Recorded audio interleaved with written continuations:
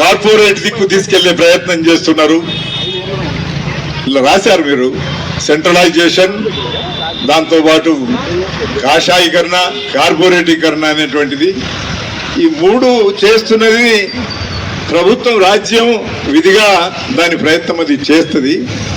కానీ పోరాడే సంస్థలు వీటికి వ్యతిరేకంగా చేసేటువంటి ఉద్యమాలే రాజకీయంగా ఒక భూమికగా ఉంటుంది.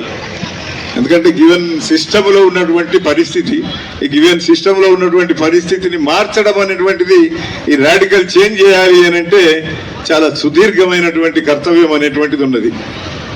ఇక్కడ ఉపాధ్యాయ ఉద్యమంలో టోటల్గా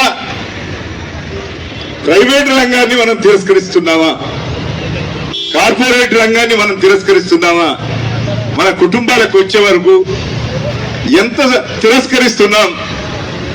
ఇలా ప్రభుత్వ బళ్ళనే, ప్రభుత్వ పాఠశాలల్నే ఓనప్ చేసుకొని దాన్ని సొంతం చేసుకొని పిల్లల్ని పంపేటువంటి పరిస్థితి ఉపాధ్యాయులుగా ఉంటే వాళ్ళు కమిట్మెంట్ తోని సమాజానికి సర్వీస్ చేసేటువంటి ఓరియంటేషన్ అనేది కూడా డెవలప్ అవుతుంది. మేము నిన్న ఒక సిద్దిపేటలో ఒక స్కూలు నాటకవారి సహాయంతో అది డెవలప్ చేస్తున్నారు. ఒక స్కూల్లోనే చాలా పెద్ద సంఖ్య, 1100 చిల్లర ఏదో సంఖ్య ఉన్నది. అది ఒక పెద్ద ఆదర్శమైనటువంటి స్కూల్ అని చెప్తున్నారు. చాలా మోడర్న్ గా ఉన్నది. దానికి బాగా పెద్ద ఎత్తున నిధులు, దానికి సంబంధించినటువంటి ప్రభుత్వం యొక్క ప్రోత్సాహంతో వాళ్ళు చేస్తున్నారు. ప్రభుత్వ స్కూళ్లను ఇవాళ డెవలప్ చేసేటువంటి దానిలో ఈ మోడర్న్ స్కూళ్ళని, లేకపోతే ప్రత్యేకమైనటువంటి డెవలప్మెంట్ చేయాలి అనేటువంటిది ప్రభుత్వం కొత్తగా తీసుకున్నటువంటి దానిలో భాగంగా వచ్చిన, ఎంత చేసినా, ఎంత మోటివేట్ చేసినా సిస్టంలో ఉన్నటువంటి నెగటివ్ లక్షణాలు అనేటువంటివి ఎంత ముందుకు తీసుకుపోగలుగుతుంది అనేటువంటిది కూడా ఒక సమస్య ఉన్నది. అందుకొరకు ఈ భావాజాలంకు సంబంధించినటువంటి ఉద్యమం అనేటువంటిది ప్రత్యేకంగానే సాగాల్సినటువంటి అవసరం ఉన్నది. అంటే ధర్నా ఇవాళ ఒక భావాన్ని నిలబెట్టడానికే ధర్నా అంటే దీనికి ఫాలో అప్ ఏంటి, దీని భవిష్యత్తు ఏంటి అనేటువంటి సమస్య కూడా ఉంటుంది. దీని కంటిన్యూటీ అనేటువంటిది కూడా ఉంటుంది. ఇలా రాజకీయ పార్టీలను పిలిచారు. రాజకీయ పార్టీలు ఏం చేయాలి? రాజకీయ పార్టీలు పేరెంట్స్ ని ఆర్గనైజ్ చేయాలన్నా, క్షేత్రస్థాయిలో రాజకీయ పార్టీల యొక్క క్షేత్రస్థాయి కార్యక్రమం ఉపాధ్యాయ ఉద్యమానికి, విద్యార్థి ఉద్యమానికి, దాంతోపాటు ఈ భావాజాల రంగంలో కూడా రాజకీయ పార్టీలు ఏమి వైఖరి, వాళ్ళ ప్రాక్టికల్ గా ఏమి రూపం తీసుకోవాలా అనేటువంటిది చెప్పగలిగినటువంటి పద్ధతిలో ఒక డిక్టేట్, ఒక మ్యాండేట్ అనేటువంటి రాజకీయ పార్టీల ముందుట ప్రభుత్వాలకు ఎట్లయితే విజ్ఞప్తి చేస్తున్నామో, పోరాడేటువంటి సంస్థలకు కూడా ఖచ్చితంగా దీని ప్రాక్టికల్ యాంగిల్లో మీరు ఇది ఎజెండాగా తీసుకోవాలి. దీని ప్రాక్టికల్ గా ఈ రూపం మీరు పనిచేస్తున్నటువంటి ప్రాంతాల్లో ఉన్నటువంటి స్కూళ్లలో ఇవి అనుసరించాల్సిన, సమాజంలో మీరు పేరెంట్స్కి ఏం చెప్పాలి, సమాజానికి ఏం చెప్పాలి, దీన్ని ఒక ఎజెండాగా ఎట్లా తీసుకోవాలి, ఎజెండాగా దీని కార్యక్రమం ఏంటిది అనేటువంటిది ఒకటి వాళ్ళకి ఒక మాన్యువల్, ఒక డైరెక్షన్ అనేటువంటిది కూడా విద్యారంగం నుంచి, మేధావుల రంగం నుంచి కూడా ఇవ్వాల్సినటువంటి అవసరం ఉన్నది. ఎందుకంటే ఇక్కడ ఉన్నదంతా విజ్ఞానులు, ఇది ఉపాధ్యాయ ఉద్యమం, విజ్ఞానులు. ఇక్కడ అజ్ఞానానికి సంబంధించిన ఎజెండా లేదు, ఇక్కడ విజ్ఞానమే ఉన్నది.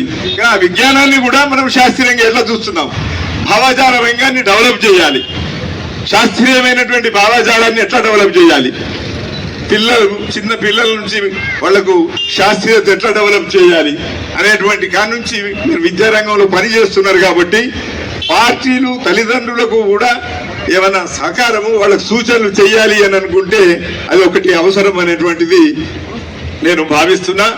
దాంతో పాటు విద్యారంగంలో ఇప్పటికీ కూడా బయట ఉన్నటువంటి సమాజంలో ఉన్నటువంటి రాజకీయ పార్టీలన్నీ కూడా విద్యారంగం అంతా కూడా ఇవాళ కమర్షియలైజేషన్ దిక్కు వెళ్ళినటువంటి పరిస్థితి ఉన్నది. మీరు రాస్తున్న ప్రకారమే 60-70% ఇవాళ ప్రైవేట్ రంగానికి పోయినటువంటి పరిస్థితి ఉన్నది. అందుకే తల్లిదండ్రులంతా కూడా 60-70% ప్రైవేట్ రంగానికి వెళ్ళినటువంటి పరిస్థితి, ప్రభుత్వం కూడా అటు దిక్కు మౌల్డ్ చేస్తున్నటువంటి పరిస్థితి ఉన్నది. మరి ఈ పరిస్థితిలో ఇలా అమెరికాలో ఒక క్రైసిస్ వచ్చింది. ఆ క్రైసిస్ ను విశ్లేషణ చేసి ఇలా వలసలు వెళ్ళినటువంటి వాళ్ళు ఇలా ఏమి సమస్యలను ఎదుర్కొంటున్నారు, ఇలా సాంకేతికతలో ఆర్టిఫిషియల్ ఇంటెలిజెన్స్ లో వస్తున్నటువంటి మార్పులు ఏంటి, రేపు ఈ చదువు అనేటువంటి చదువుకుంటే రేపు ఉపాధి దొరుకుతుందా, ఉద్యోగం దొరుకుతుందా, ఒక వృత్తి దొరుకుతుందా అనేటువంటిది కూడా అనేక పద్ధతుల్లో కూడా దీనికి ప్రత్యామ్నాయమైనటువంటిది మనం చెప్పగలిగినటువంటి పరిస్థితిలో కూడా ఉండాల్సిన అవసరం ఉన్నది. ఇలా వరల్డ్ క్రైసిస్ ఉన్నది. ఆర్టిఫిషియల్ ఇంటెలిజెన్స్ వస్తే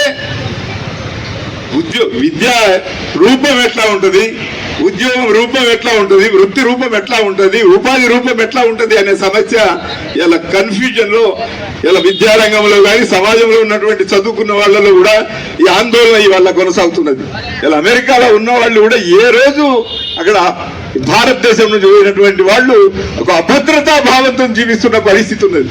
ఇలా విదేశాలు పోయినటువంటి వాళ్ళు, డబ్బు సంపాదించడానికి వెళ్ళినటువంటి వాళ్ళే ఉన్నతులుగా నిన్నటి వరకు ఫోకస్ అయినటువంటి వాళ్ళు ఇవాళ అభద్రతా భావంతోనే సమస్యలు ఎదుర్కొంటున్న పరిస్థితి ఉంది. అమెరికాలోనే అంత క్రైసిస్ వస్తే దాని యొక్క ఎఫెక్ట్ భారతదేశంలో ఎంత ఉంటుంది? ఇక్కడ ఉన్నటువంటి ఆర్టిఫిషియల్ ఇంటెలిజెన్స్ ఇక్కడ ఎఫెక్ట్ అయితే విద్యారంగంలో మనం తీసుకోవాల్సినటువంటి గ్రాస్ రూట్ లెవెల్లో కూడా తీసుకోవాల్సినటువంటి బోధన ఎట్లా ఉంటుంది, దాని యొక్క ఓరియంటేషన్ ఎట్లా ఉంటుంది, దానికి సంబంధించిన రేపు ఉద్యోగాలు, ఉపాధి, జీవనం అనేది ఎట్లా ఉంటుంది అనేటువంటిది. భావాచార రంగంలో కూడా ఇలా అనేకమైన సమాజంలో అనేక వైరుధ్యాలు ఉన్నాయి. ఒక కాస్ట్ ఆస్పెక్ట్ ఉన్నది, కుల నిర్మూలన ఆస్పెక్ట్ మన విద్యారంగంలో బోధిస్తారా? మతం ఉన్నది, ఇలా సెక్యులరిజం బోధించాలి కదా, బోధించరు కదా. ప్రజాస్వామ్యము, దాంతో పాటు సెక్యులరిజము ఇటువంటి పదాలను రాజ్యాంగంలో తొలగించాలని అనుకుంటున్నప్పుడు ప్రభుత్వంకు వ్యతిరేకంగా ఒక చెక్ పాయింట్ ఏంటి, ఏ పద్ధతిలో మనం పోరాటాలు చేయాలి, పోరాడేటువంటి పద్ధతులు ఎట్లా, అన్ని రంగాల్లో కూడా ఈ పోరాటం అనేటువంటిది భావాజాల రంగంలో ఎట్లా ఉండాలి అనేటువంటిది కూడా ఇంకా ఒక క్రియేటివిటీ అనేటువంటిది పోరాడడానికి ఉండేటువంటి పద్ధతులు, విధానాలను ఉండాలా. ఒక తాత్వికంగా భావ పరివర్తన ప్రతి పేరెంటు ఒక తాత్వికంగా ఒక ఈ శాస్త్రీయ విద్యా విధానం అవసరము అనేటువంటి ఒక తాత్వికత అనేటువంటిది డెవలప్ చేసుకునే దిక్కు మనం మోటివేషన్ ఏంటిది? ఇలా భావజాల రంగం అంటే ఇలా మనుధర్మం వస్తుంది, హిందూ భావజాలం వస్తున్నది, ఇలా కర్మ సిద్ధాంతం, ఇలా డామినేషన్ అంతా కూడా ఇవాళ పూర్తిగా ఎటు చూసినా జై శ్రీరామ అనేటువంటి నినాదం దిక్కు పోతున్నటువంటి స్థితిలో నాస్తికవాదానికి, హేతువాదానికి, లేకపోతే శాస్త్రీయవాదానికి, లేకపోతే కమ్యూనిస్టు భావాలకు ఇలా స్థానం ఎక్కడ ఉన్నది అనేటువంటి సమస్య ఇలా ఎదుర్కొంటున్నటువంటి పరిస్థితి ఉన్నది. ఇలా భావాజాల రంగము ప్రధానమైనటువంటి కేంద్రము. ఈ భావాజాల రంగంలో మౌలికమైనటువంటి మార్పులు తీసుకురావడానికి ఒక ఇంకా శాస్త్రీయంగా రాజకీయంగా పోరాటాలు చేసే పద్ధతి ఎట్లా, ఈ పోరాటాల మెథడ్ ఎట్లా అనేటువంటిది రాజకీయ పార్టీలు కానీ, బయట ఉన్న ప్రజా సంఘాలు కానీ ఏమి ఇంకా మానవతావాదం వరకేనా, ఇంకా శాస్త్రీయవాదం సంబంధించిన సమస్యలన్నిటిని కూడా ముందట పెట్టి, సమాజం ముందట పెట్టి వాటిని మనం ఆ భావాజాల రంగంలోకి తీసుకొచ్చి దాన్ని ప్రాక్టికలైజ్ చేయాలి, దానికి ఒక మెటీరియల్ రూపం తీసుకురావాలి.